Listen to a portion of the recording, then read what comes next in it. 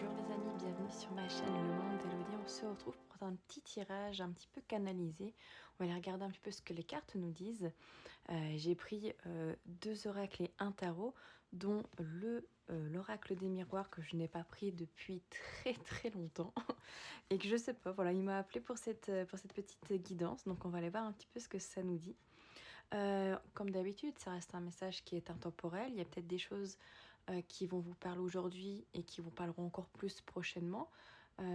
Faut aussi prendre du recul et du discernement par rapport à ce que je vais dire. Ce n'est pas une vérité absolue.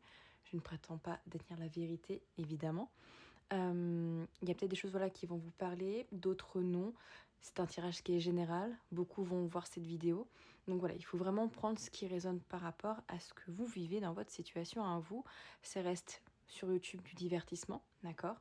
En guidance privée, c'est beaucoup plus une approche spirituelle, sur de l'aide, sur comment voir un peu les choses, sur la prédiction, sur de la voyance, etc. Mais voilà, ça reste malgré tout une passion et du divertissement. D'accord? Donc on va commencer par l'oracle des miroirs. Voir un petit peu quel est le message ici pour vous. Et également, joyeuses fêtes. D'accord? Je sais que je tourne cette vidéo ici le 23. Donc je souhaite à tous et à toutes de très belles fêtes et de profiter comme vous le pouvez de cette période. Alors, nous avons deux cartes ici. Nous avons le contrat et la maison qui sont sortis dans un premier temps. Ok. Je vais en prendre une autre. Quel est le message ici pour le collectif? Alors de manière très terre à terre, si je prends ces cartes-là, peut-être que certaines personnes peuvent signer un contrat par rapport à une maison, par rapport à un déménagement ou l'achat d'une maison. Ouais, pour certaines personnes, ça peut être ça. Vous trouvez un compromis ici par rapport à l'achat d'une maison, par rapport à la vente aussi de votre appartement, par exemple de votre bien, tout simplement. En tout cas, une réponse qui semble favorable par rapport au prix que vous voulez, d'accord? Ou en tout cas, voilà, qui est quand même, voilà, c'est assez conciliant, il y a pu y avoir des négociations, etc. Mais les choses sont en train de se faire. Donc ça, c'est vraiment d'un point de vue, on va dire, très terre à terre, très pragmatique. C'est vraiment, vous pouvez avoir bientôt, ou c'est peut-être déjà en cours, la signature, le contrat, ou même l'achat d'une maison, d'un appartement, d'un bien immobilier, d'accord? Ça peut être aussi par rapport, ici, c'est par rapport aux personnes qui ont des enfants et qui sont peut-être séparées, par rapport à la pension alimentaire, par exemple, le fait que votre ex-partenaire, voilà, sur papier maintenant, vous doit telle somme, par exemple, et là, c'est acté devant la justice. Il y a eu un compromis qui a été fait entre vos deux parties, d'accord? C'est également possible. D'un autre point de vue, ça peut être peut-être au niveau de votre foyer, au niveau de la famille, en tout cas des personnes qui peuvent peut-être vivre avec vous ou qui vous sont proches, voire même au niveau du pro, d'accord, au niveau professionnel. Des discussions très importantes, des choses à mettre peut-être à plat ici. Est-ce que, voilà, par exemple de la part d'un supérieur ou de la part d'un partenaire, d'avoir eu des accusations sur, je sais pas, des broutilles de la vie quotidienne ou des accusations un petit peu plus importantes qui ont besoin d'être évoquées afin de mettre les choses vraiment, enfin de rééquilibrer les choses tout simplement, d'accord? Avec le compromis ici, de vraiment mettre entre guillemets un peu les points sur les i, mais d'une manière à ce que le reste des mois et des semaines puisse être beaucoup plus stable, beaucoup plus fluide, d'accord? Avec la carte de la maison, il y a quand même cette notion ici de stabilité qui est en jeu de manière générale. Un besoin de stabilité dans sa vie personnelle, familiale, professionnelle. On a le rêve et on a le bouclier. Et on a la loi encore qui ressort ici. On a cette carte de la justice. Et on a un carrefour. Des décisions à prendre pour... alors, au niveau peut-être juridique, cette idée de compromis, mais aussi cette idée d'équilibre, de retrouver un équilibre dans sa vie perso, pro, familiale ici. Alors ici, certaines personnes peuvent se protéger, d'accord, pour éviter, comment dire, de souffrir aussi dans cette situation. Si c'est par rapport à l'achat, la vente d'une maison ici, peut-être que vous vouliez de base avec la carte du rêve ici, avoir plus ou négocier d'une manière beaucoup plus arrangeante pour vous. Ça, c'est peut-être pas ou ça sera peut-être pas forcément le cas, d'accord? Mais néanmoins, la décision finale reste quand même très positive, d'accord? C'était peut-être pas ce que vous imaginiez, c'était peut-être pas la somme souhaitée, le compromis souhaité à 100%, mais ça reste quand même très positif, d'accord?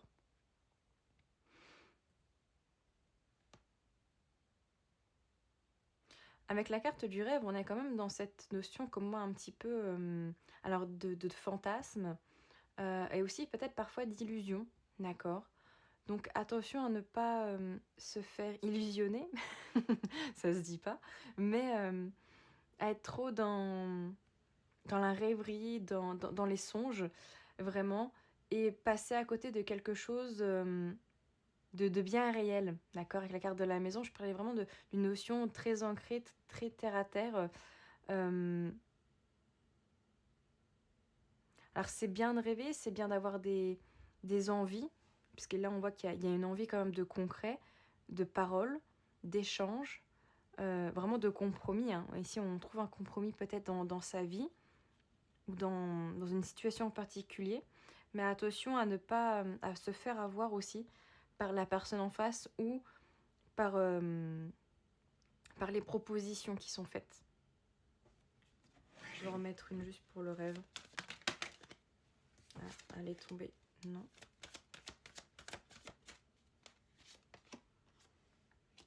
On a l'hérédité avec l'amour en deck. Ok. Quelque chose, peut-être aussi peut-être au niveau plus spirituel, énergétique. Euh, des, des, des contrats transgénérationnels ici qui vont peut-être se régler pour certaines personnes. De votre lignée familiale ici, que vous êtes en train de, de transcender, de comprendre de pourquoi c'est arrivé ça dans votre famille et pourquoi il y a eu ce schéma répétitif, de le comprendre, de l'accepter et de mettre en place des actions pour ne plus le subir avec le bouclier, ne plus avoir ces attaques ici, mais en faire une force et le transformer en quelque chose de beaucoup plus positif. Vous voyez ce que je veux dire?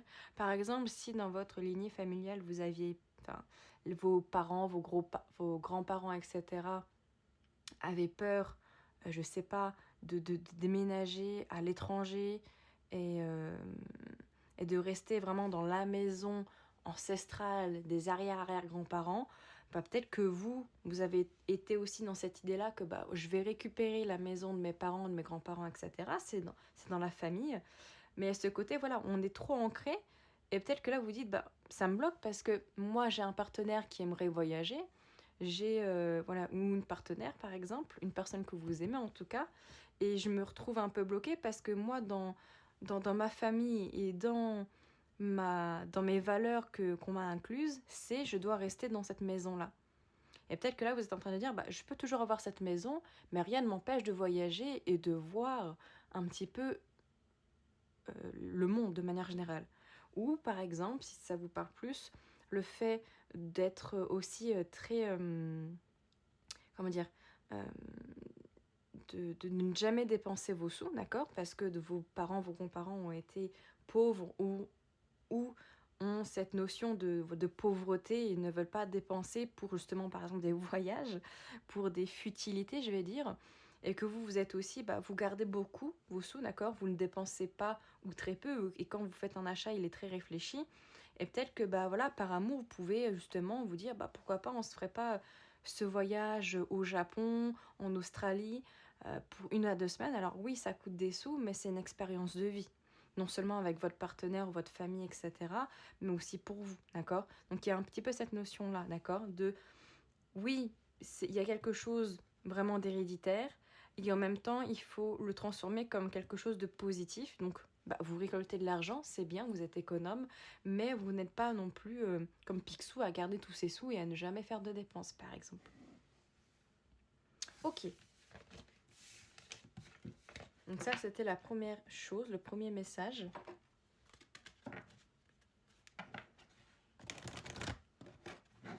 Alors, ça ne sera pas une vidéo très longue, hein. Mais on va aller voir un petit peu ici avec cet oracle ce que ça nous dit. Donc là, j'en ai 2. Je vais aller les chercher moi-même.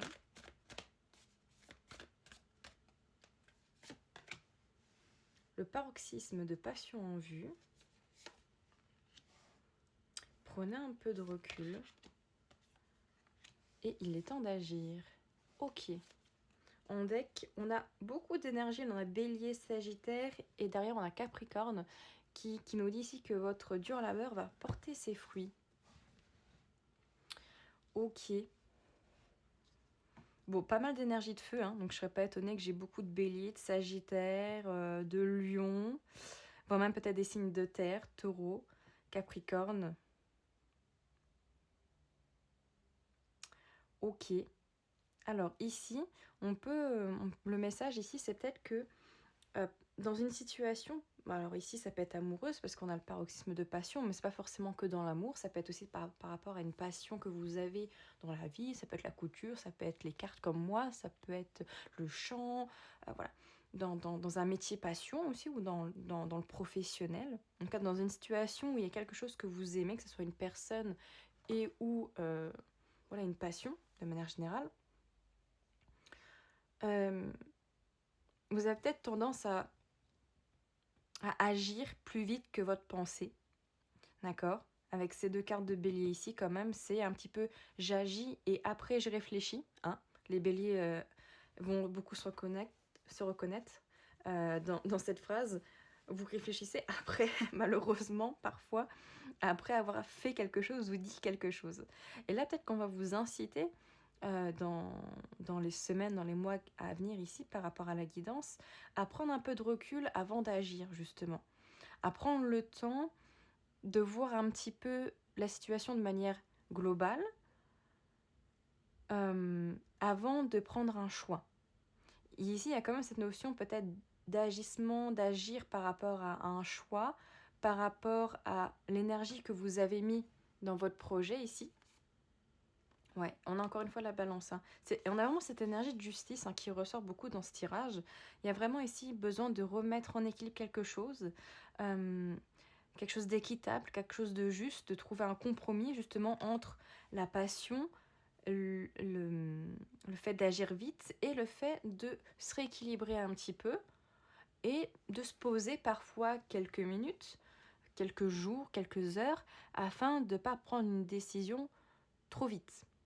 Hein. Encore une fois, c'est cette idée de rêve ici, de fantasme, de souhait, de quelque chose que l'on veut vraiment. Et parfois, on se fait un petit peu illusionner, comme j'aime le dire, par cette envie soudaine de « ok, je vais vite faire ça ». Et finalement, ouais, j'avais envie de le faire, mais les conséquences derrière, je suis pas très sûre, quoi. Je suis pas très sûre que ça soit bien pour moi. Ou est-ce que j'ai vraiment pris le bon choix, etc. Donc, attention peut-être à ça, ici.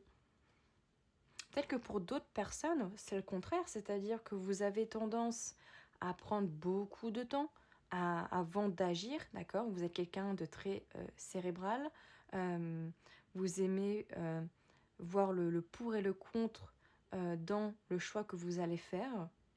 Même si vous êtes très passionné, même s'il y a de l'amour, il y a des sentiments, il y a beaucoup d'émotions, peut-être que vous, à l'inverse, vous avez besoin justement d'agir à un moment donné et de ne pas être toujours dans la supposition. Donc je suppose que si je fais ce choix, j'aurai telle conséquence, etc.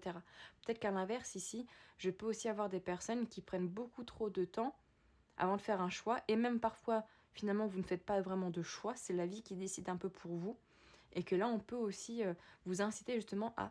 il est temps d'agir aussi de temps en temps. Il est temps de vous faire un choix et d'avancer. Sinon, malheureusement, parfois la vie va faire un choix. Et peut-être que pour vous, c'était pas forcément le choix que vous auriez fait.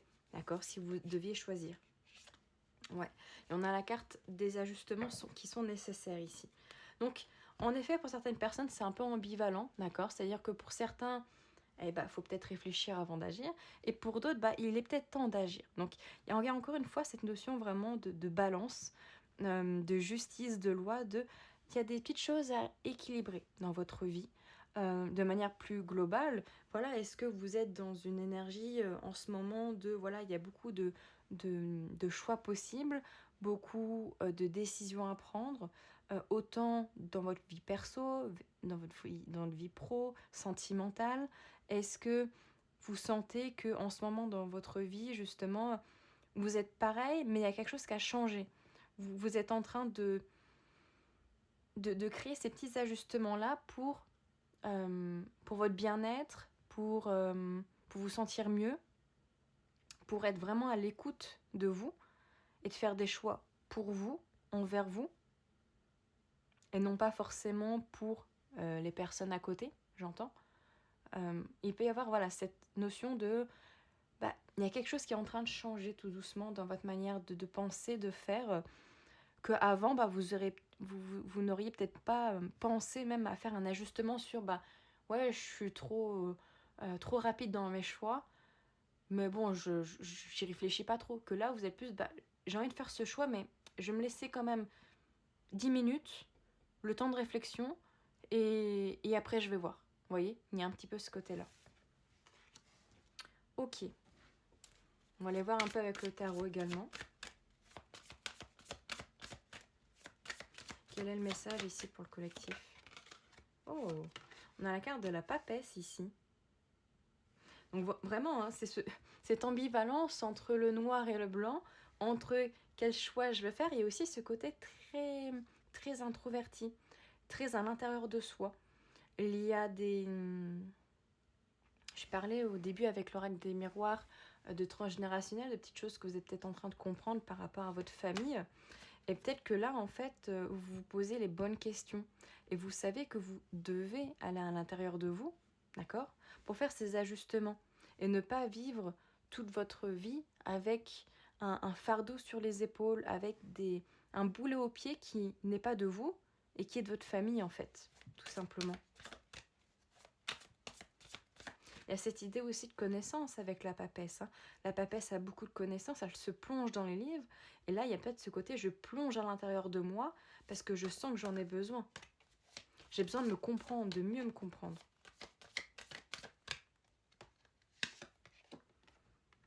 Le 6 de denier.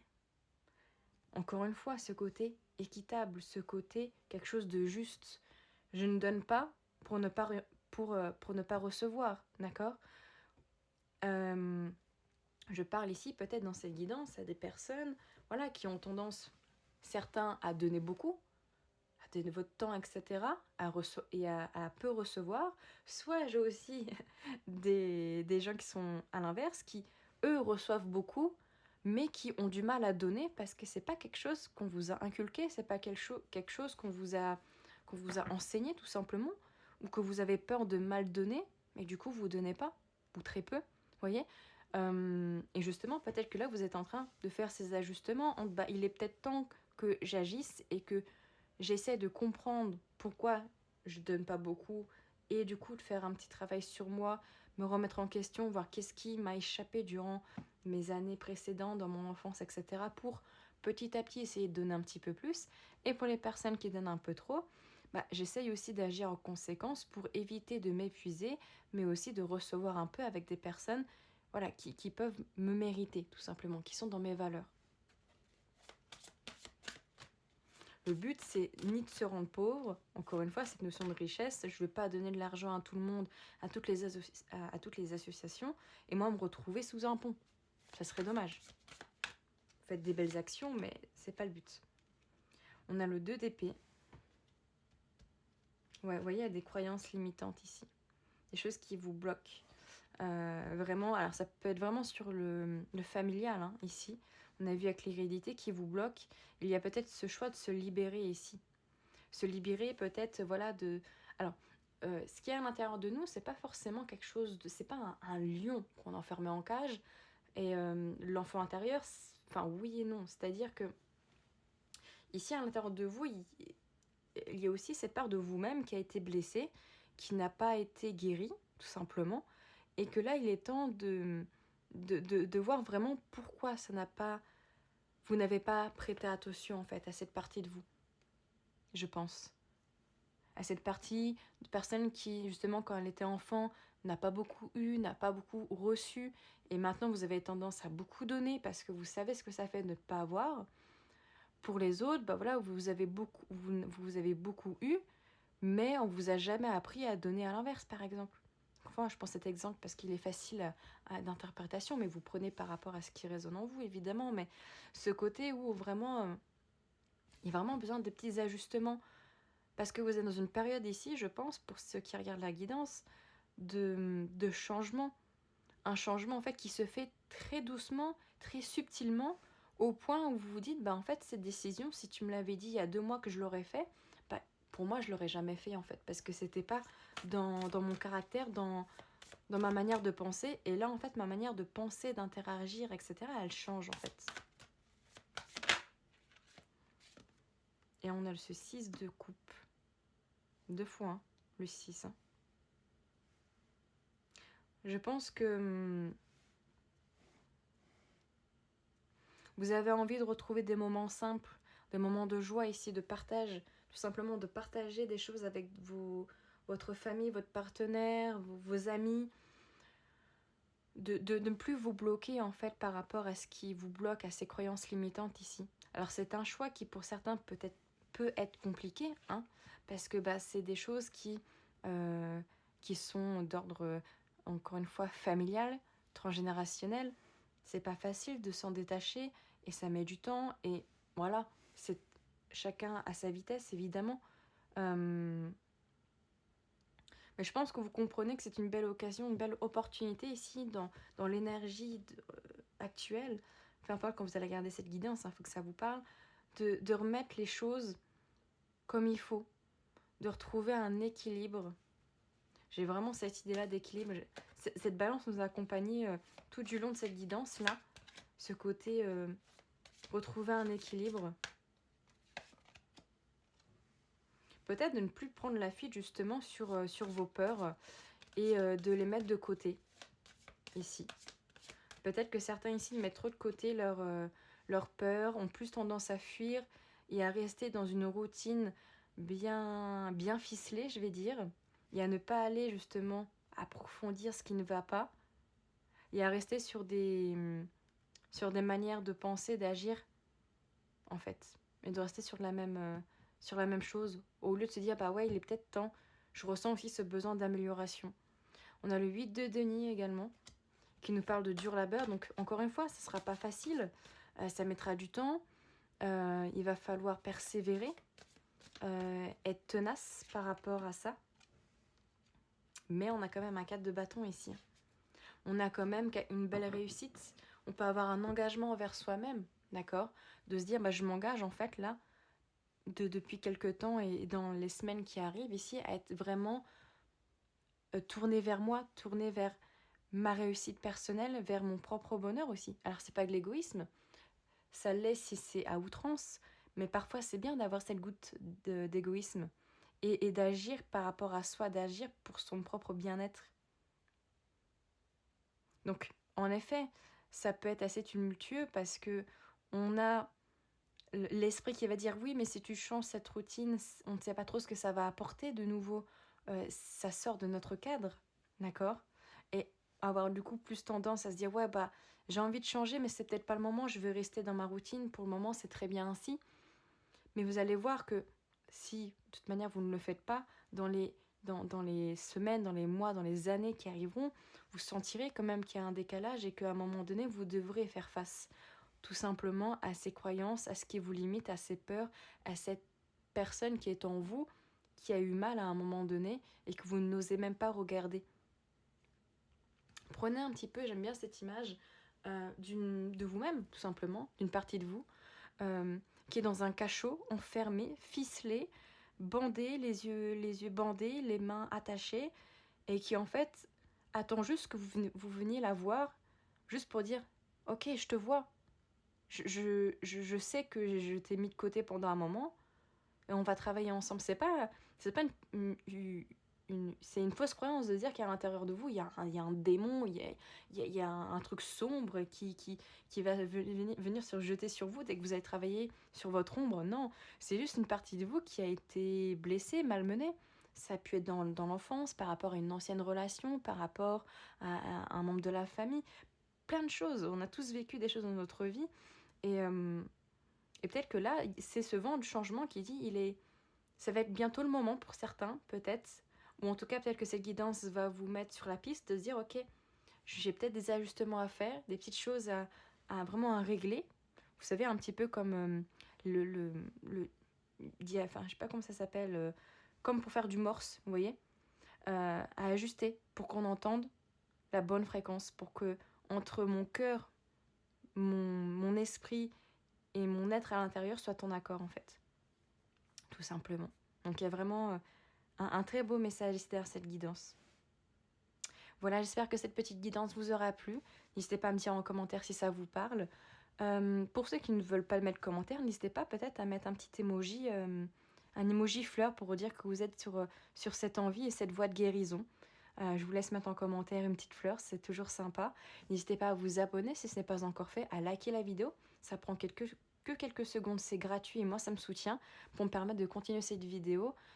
Ma chaîne YouTube pour me voir qu'il y a des gens quand même qui me suivent derrière. Je vous souhaite une très belle journée, de très bonnes fêtes et à tout bientôt.